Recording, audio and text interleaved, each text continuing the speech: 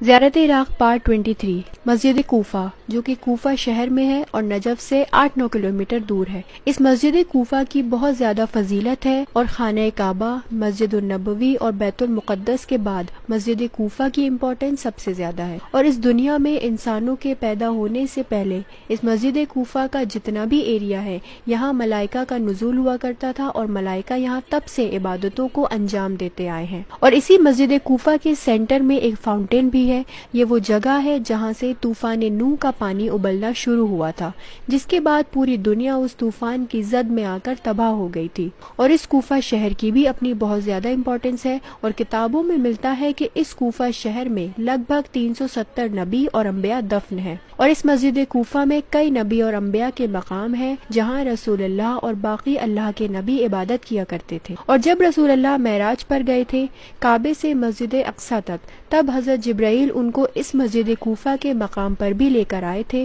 اور رسول اللہ کو بتایا کہ یا رسول اللہ، یہ عظیم مسجد کوفہ کا ایریا ہے، اور اللہ کے حکم پر تمام نبی اور پیغمبر نے اس مسجد میں نماز پڑھی ہے۔ اس کے بعد رسول اللہ نے بھی اس مقام پر 2 رکعت نماز پڑھی۔ اور اسی مسجد کوفہ میں وہ مقام بھی ہے جہاں حضرت آدم نے اپنے ترک اولا کے لیے اللہ سے معافی مانگی تھی، جو کہ مقام آدم کے نام سے موجود ہے۔ اسی مسجد میں ایک مقام ہے جس کا نام ہے دکت القضاء۔ یہ وہ مقام ہے جہاں امیر المومنین علیہ السلام اپنا ہائی کورٹ یعنی عدالت یا لوگوں کے فیصلے حل کرنے کے لیے بیٹھ